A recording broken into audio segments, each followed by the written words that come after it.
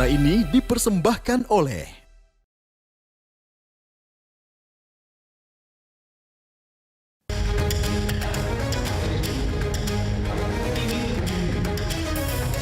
sistem ketatanegaraan kita memiliki mekanisme yang harus diikuti, bahwa pemakzulan itu harus presiden atau wakil presiden misalnya korupsi atau melakukan perbuatan tercela atau melakukan pelanggaran berat itu baik. Saya kan tanda tangan surat-surat, terus saya bilang, itu katanya ada surat dari forum gitu. Oh, masih di sekjen Pak, sekjen lagi keluar. Tapi kalau tanggapannya gimana Pak dari Abang sebagai pimpinan jadi? Belum baca, gimana nanggapin gitu. Tapi kan pada tidak ujuk-ujuk surat yang masuk itu langsung diproses, dirapim, dari rapim ke Bamus. Tapi tentu pimpinan DPR akan mengkaji terlebih dahulu. Beliau memahami itu. Namun tentunya Presiden sebagai kepala negara, kepala pemerintahan, Panglima tertinggi TNI tidak bisa serta-merta menjawab itu. Spontan menjawab tidak bisa. Mengusulkan pergantian wakil presiden kepada MPR. Secara politik akan sulit. Untuk memakzulkan seorang presiden atau wakil presiden itu harus diputuskan dulu oleh sidang pleno DPR yang dihadiri oleh minimal 2/3 dari seluruh anggota. Kalau tidak sampai itu, tidak bisa. Demi Allah, saya bersumpah akan memenuhi kewajiban Wakil Presiden Republik Indonesia.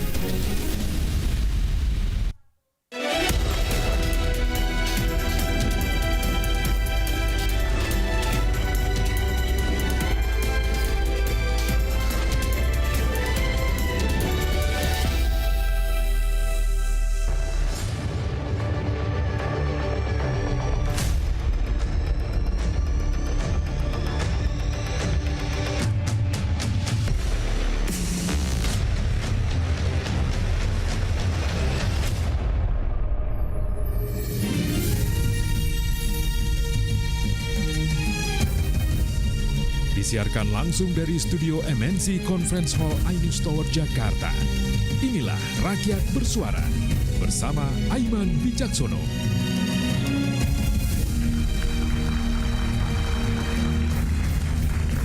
Desakan pemakzulan Wakil Presiden Gibran Raka Buming Raka terus berjalan, tidak sekedar gertak, Forum Purnawirawan bergerak. Surat usulan pemakzulan Gibran diterima anggota Dewan. Beragam opini berselayar, mungkinkah paripurna di DPR digelar? Dorongan pemakzulan Gibran sebagai wakil presiden makin keras. Pertanyaannya, bertajikah? Saya Aiman Wicaksono, inilah Rakyat Bersuara. Saya akan langsung mengundang ke panggung Rakyat Bersuara. Selamat datang Bung Mardiansyah Semar, Ketua Umum Rampai Nusantara. Selamat malam, Bung Semar. Silakan. Malam. Selamat malam. Kemudian saya panggilkan pengamat politik, Bung Ray Rangkuti. Selamat malam, Bung Ray. malam Bung. Ya. Selanjutnya, pakar hukum tata negara, Bung Muhammad Ruliandi.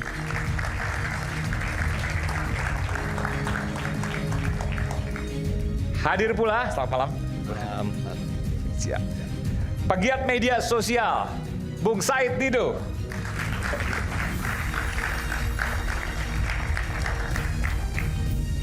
Bung Said, terus aktif di X ya, Twitter. Kemudian saya panggilkan politisi PSI, Bung Ade Armando. Bung Ade, jadi Pak Jokowi jadi ke PSI? Nanti kita jawab. Insya Allah. Insya Allah, oke. Dan kemudian No Rocky, No Party, Rocky Gerung, akademisi. Bung Rocky apa kabar? Mau lompat kayaknya. Buruk. Buruk. Oke. Oke, Bukan buruk, buruk banget. Buruk banget, oke. Buruk banget apa nanti saya nanyakan Bung Rocky. Dan saya akan juga panggilkan nanti tetap bersama dengan para mahasiswa. Pakar Hukum Tata Negara Bung Ferry Amsari masih dalam perjalanan. Dan juga Sekjen Gibranku, Pangeran Mangkubumi. Oke. Saya pertama langsung ke Anda dulu deh. Ini Sekjen Gibranku, Anda bisa perkenalkan apa sih ini? Sekjen Gibranku. Jadi ini relawannya Wapres Mas Gibran. Baik, terima kasih Bung Aiman. Jadi kalau ditanya terkait dengan Gibranku ini, memang dari awal kami sebagai representasi generasi muda mendorong agar ada pergeseran atau regenerasi tongkat estafet kepemimpinan, dalam hal ini anak muda. Jadi ketika Mas Gibran muncul ke dalam panggung politik nasional, tentu kami sebagai generasi muda yang percaya bahwa bangsa ini harus memberikan kesempatan bagi generasi muda untuk bisa mengambil peran dan memberikan kontribusi nyata bagi pembangunan tanah air. Anda melihat bahwa sekarang Purnawirawan TNI ini bukan, kita pikir waktu itu hanya disuarakan, sekarang diseriuskan, masuk ke DPR. Anda melihat ini seperti apa? Bagi kami tentu sebagai sebuah bentuk aspirasi ini sah-sah saja ya. Di alam demokrasi, masukan, aspirasi, kritik ini menjadi sebuah hal yang lumrah. Tapi ini kan bukan kritik, ini ancaman dalam tanda kutip ya, pemakzulan dan diseriuskan. Jadi begini Bung Aiman, saya ingin mengawali argumentasi saya dengan mengatakan bahwa saya cukup prihatin sebenarnya dengan apa yang terjadi pada bangsa kita hari ini. Negara sebesar Indonesia dengan 280 juta rakyat Indonesia di dalamnya seolah terus digiring untuk menonton dan menyaksikan polemik serta peristiwa-peristiwa politik yang bising dari segi narasi, namun hening dalam segi substansinya. Persis seperti polemik yang terjadi pada hari ini. Berkaitan dengan keheningan substansi tadi, izinkan saya untuk menjelaskan, memberikan gambaran dan sedikit analogi bagi kita semua. Ada sebuah ruangan yang disebut dengan anechoic chamber. Ruangan ini dirancang untuk bisa menerima dan juga menyerap suara serta gelombang elektromagnetik. Di dalam kesunyian itu kita bisa memetik sebuah pelajaran ya. Ketika orang itu masuk ke dalam anechoic chamber, maka orang tersebut akan bisa secara otomatis kemampuannya adalah untuk bisa mendengarkan organ tubuhnya sendiri termasuk detak jantungnya. Dan dalam konteks ini saya ingin mengajak kita semua sebagai sebuah bangsa, khususnya generasi muda, ayo kita beranikan diri untuk melangkahkan kaki kita masuk ke dalam spektrum anechoic chamber ini, sehingga kita bisa benar-benar mendengarkan detak jantung rakyat, denyut nadi rakyat, isi hati keluh kesah rakyat dengan lebih jernih. Sehingga dengan begitu pun kita bisa mengklasifikasi, mengklasterisasi persoalan-persoalan kebangsaan apa yang fundamental yang sebenarnya harus segera kita prioritaskan untuk diselesaikan. Bukan kemudian kita terjebak di dalam kubangan kebisingan yang tidak konstruktif. Seperti yang terjadi hari ini, apa sebenarnya menjadi persoalan? Kalau kita tarik dari perspektif legal formal, misalnya dari perspektif hukum tata negara, ini sudah selesai.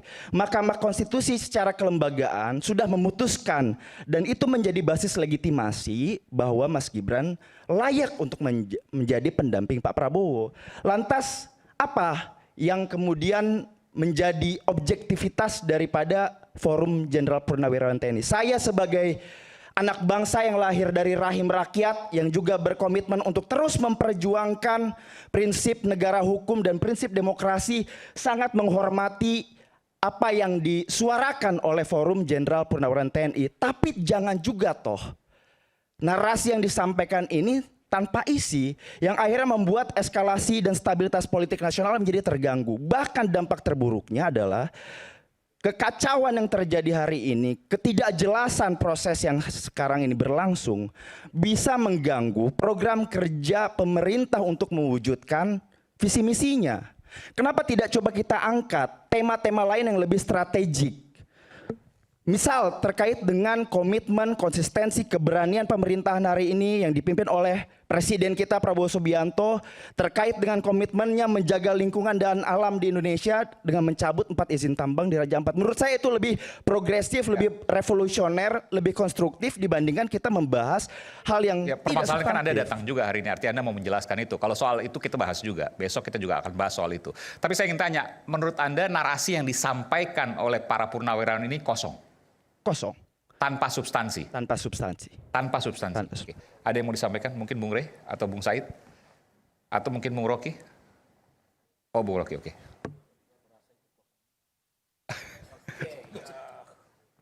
Audionya belum? Enggak, saya nggak mau pakai suara. Audionya belum masuk ya? Yang Oke. Silakan. Oh, sengaja dimatikan? Iya, kalau pakai audio nanti ada echo chamber effect. Saya mendengarkan suara saya sendiri, sama seperti Anda katakan tadi. Anda minta supaya kita mendengarkan detak jantung.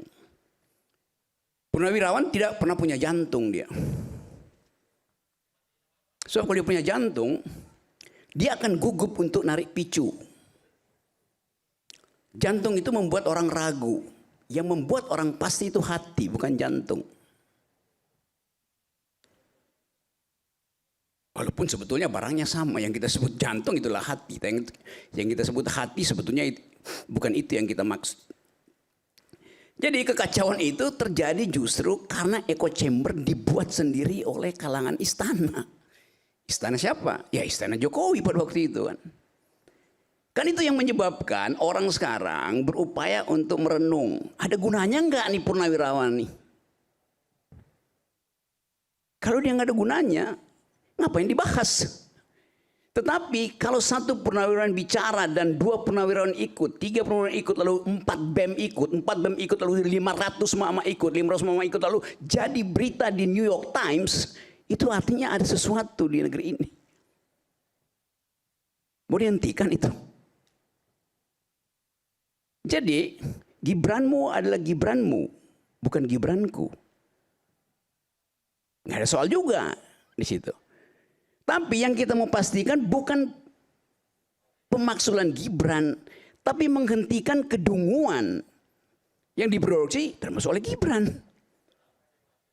Kalau Gibran bukan wakil presiden, nggak mungkin istilah kedunguan itu saya terapkan pada beliau itu.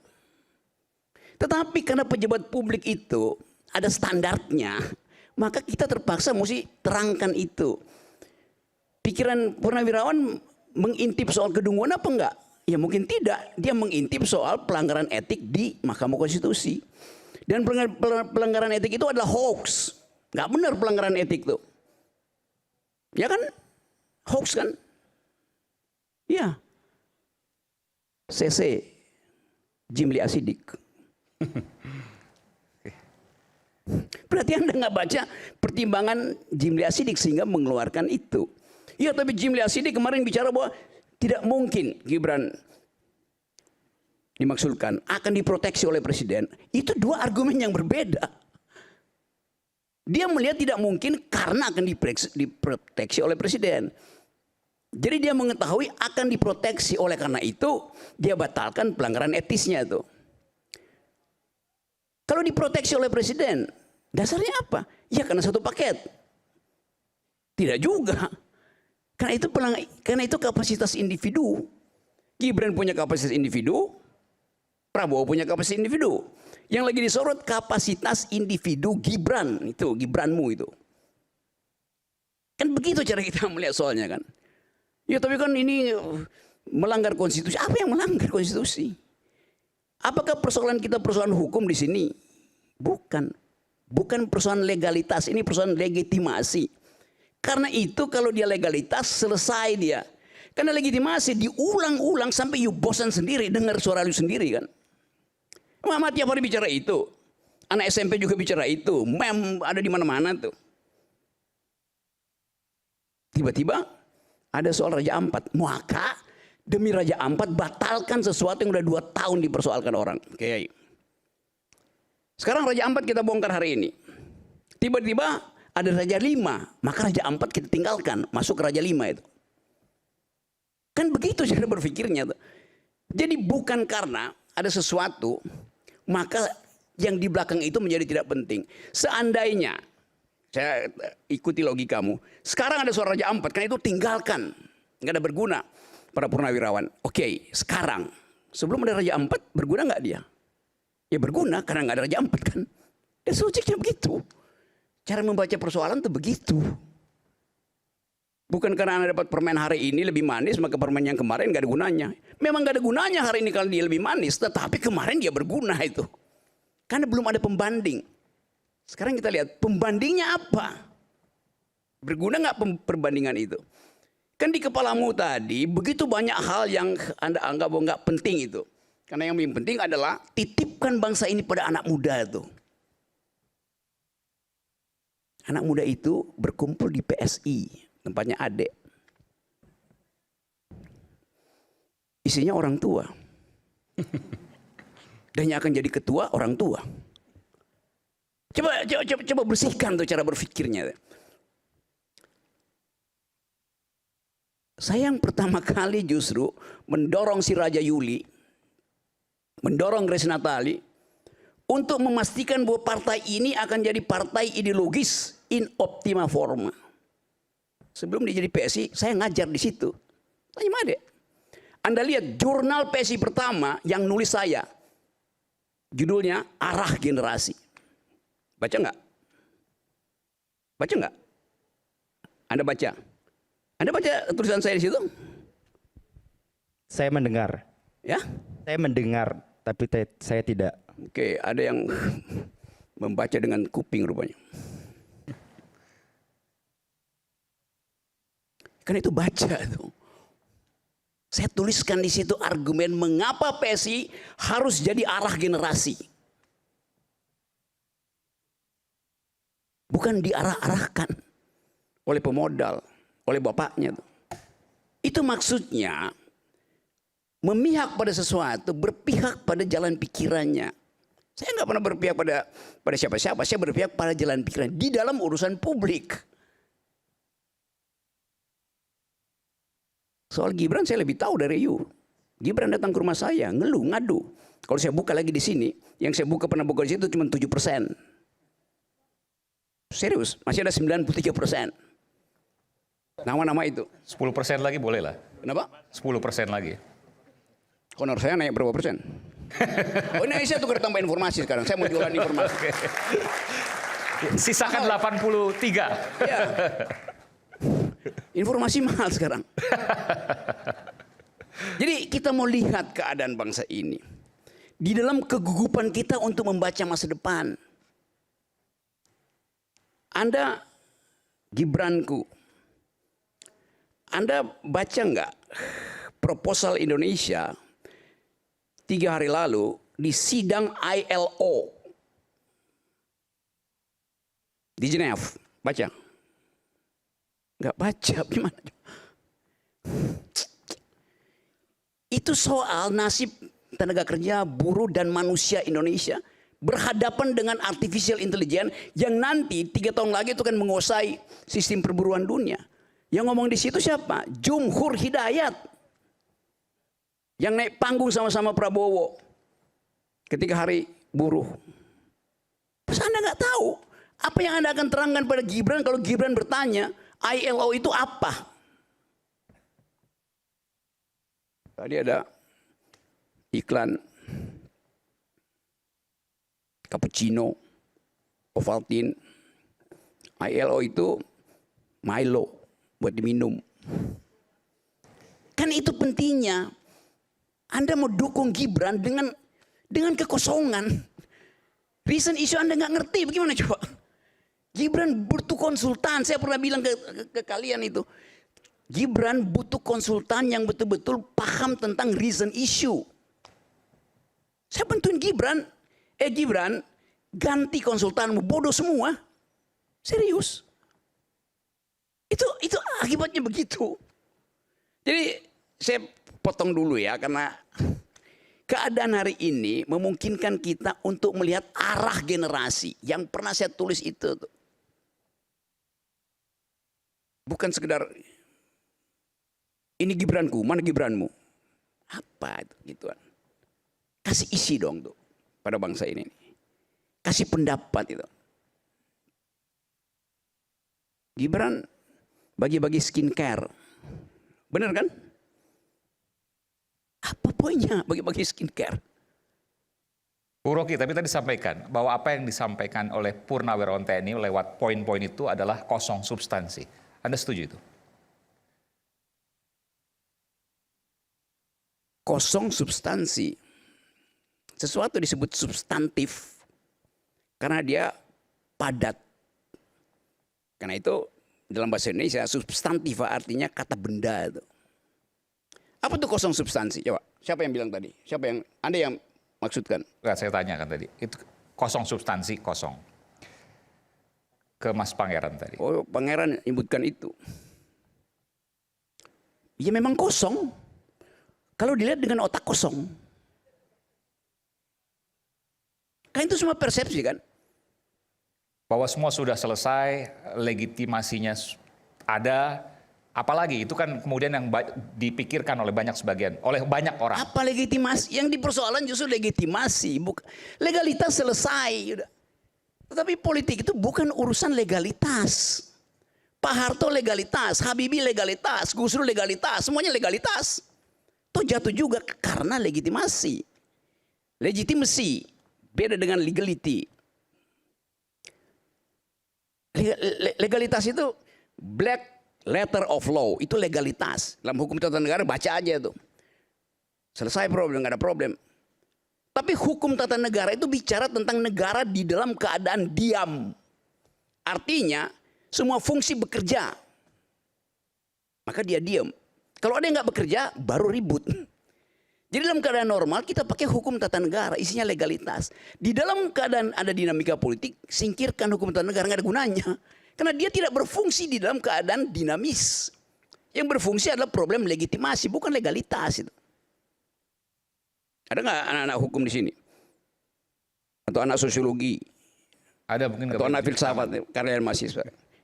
Pernah diajarin nggak beda antara legalitas dan legitimasi itu?